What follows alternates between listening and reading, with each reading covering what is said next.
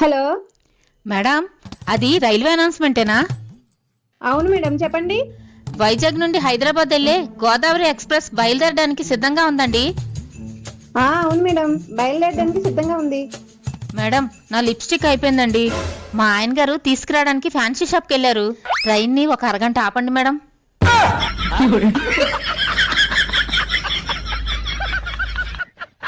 ఏమండి, ఒక 10,000 ఉంటే ఇస్తారా? 10,000 దేనికి?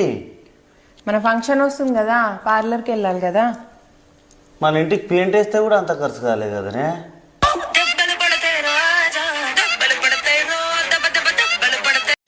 ఏమండి, నేనుండగా వేరే దాన్ని పెళ్లి చేసుకుంటారా?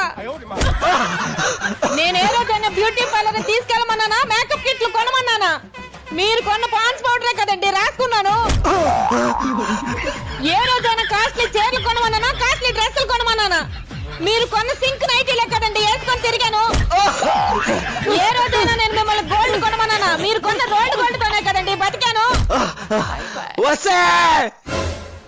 ఎందుకే నన్ను అలా కొట్టి కొట్టి చంపేస్తున్నావు? మీరు నన్ను వదిలేసి వేరే దాన్ని పెళ్లి చేసుకున్నట్టు కల వచ్చిందండి. దాన్ని పెళ్లి చేసుకున్నందుకు నేను మిమ్మల్ని కొట్టి కొట్టి చంపేస్తున్నాను. ఆ కళ ఇంకో 10 నిమిషాలు ఉన్నట్టయితే నువ్వు గుద్దుని గుద్దులకి నిజంగా చచ్చిపోతునే.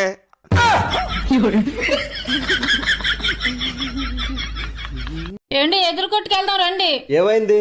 ఆయిల్ డబ్బా మీద కొలెస్ట్రాల్ ఫ్రీ అని రాసింది. నేను ఆయిల్ డబ్బా కొంటే వాడు నాకు కొలెస్ట్రాల్ ఫ్రీ ఇవ్వలేదు. నేను అడుగుతుంటే వాడు నన్ను చూసి నవ్వుతున్నాడు. రండి వెళ్దాం. యూట్యూబ్ లో నేర్చుకున్నానండి. ప్లీజ్ అండి, ఆ ప్రయోగానికి ఒక్కసారి ఒప్పుకోండి. వస్తే ఈ ఒక్కసారి వదిలియే. ఇన్నిసార్లు నా మీద ప్రయోగం చేసావు, నేను ఒప్పుకున్నాను. ఈ ఒక్కసారి వదిలియే ప్లీజ్ బాబోయ్. అరే ఏమైంది? ఇద్దరు ముగ్గురు పిల్లలు అలా గొడవ పడుతున్నారు. గొడవ పడట్లేదండి బాబు, ఇది యూట్యూబ్ లో ఒక ప్రయోగం నేర్చుకుంది. అది నా మీద ప్రయోగిస్తానంటుంది. మీరైనా నచ్చ చెప్పండి సార్. నీ భార్య నీ గురించి ఏదో ప్రయోగం నేర్చుకుని ఉంటది.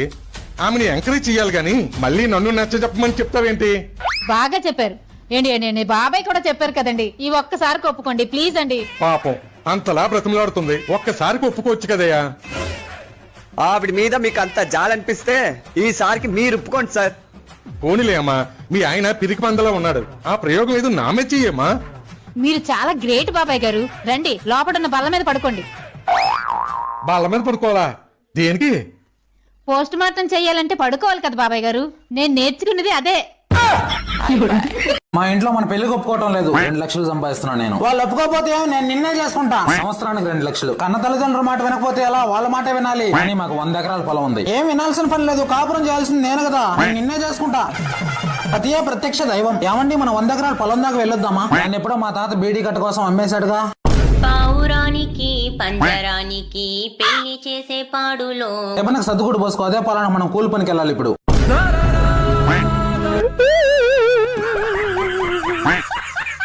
ఏమండి, ఒక 10,000 ఉంటే ఇస్తారా? 10,000 దేనికి? మన ఫంక్షన్ వస్తుంది కదా, పార్లర్కి వెళ్ళాలి కదా. మన ఇంటికి పెయింట్ వేస్తే కూడా అంత ఖర్చు కాలే కదనే.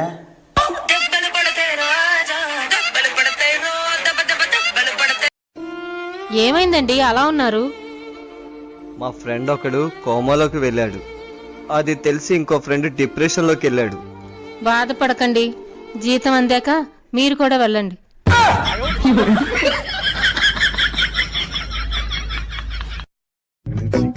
మా ఊర్లో నేను పాటలు పాడితే అందరూ వద్దమ్మా పాడుకో అనేవాళ్ళు సార్.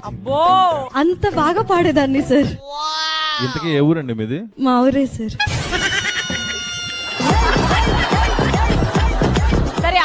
నేను జడేస్తాను చూడు నా జడ సాయి చూడపోతే పీకేస్తాను చూడు జంబలకడి జారు మిఠాయి. అసలు ఏం జరుగుతుంది ఇక్కడ? ఎవరి దగ్గర నేర్చుకున్నారమ్మా పాట మీరు? మిత్రా గారని. సిగ్గులేదండి, అందమైన భార్యను పక్కన పెట్టుకొని ఎదురింటామని చూస్తారా? ఫస్ట్ పాయింట్, మగాడికి సిగ్గుండకూడదు. సెకండ్ పాయింట్, దేవుడు కళ్ళిచ్చింది అందాల్ని చూడ్డానికి. నాకు కూడా దేవుడు కళ్ళు ఇచ్చాడు. అందుకే కదా నీ కళ్ళకు ఫోటో తీసి మన ఇంటికి దిష్టి తగలకుండా గుమ్మానికి కట్టాను.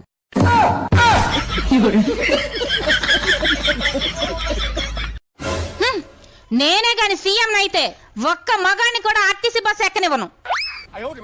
ఏమైందే మగాళ్ళ మీద అలా విడిచి చూపడుతున్నావు? ఆర్టీసీ బస్సులో ఆడవాళ్ళు ముందున కూర్చుంటారు కదా, మరి మగాళ్ళు ఎక్కడ కూర్చుంటారు? వెనక్కి కూర్చుంటారు కదా. బస్ డ్రైవరు మా ఆడవాళ్ళ కన్నా ముందు కూర్చున్నారు. ఏంటి లేచి వెనక్కి వెళ్ళి కూర్చోండి అంటే అతను నన్నే దించేశాడు.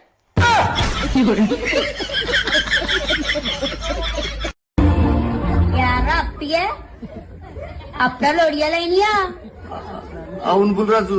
మా నాన్న వేసేదే నాజుగ్గా 2 స్టెప్పులు, ఒళ్ళు కదలకుండా పువ్వు మొదలకుండా ఓ పోజెట్టి దానికి అత్తలు ఒడియలైపోతే పేర్చిన కొడగాని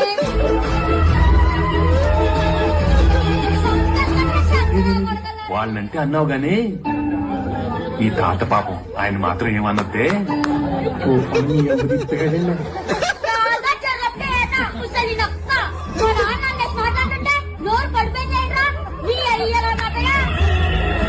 ఎదురింటి ఆవిడికి నేను తెగ నచ్చేస్తుంటాను.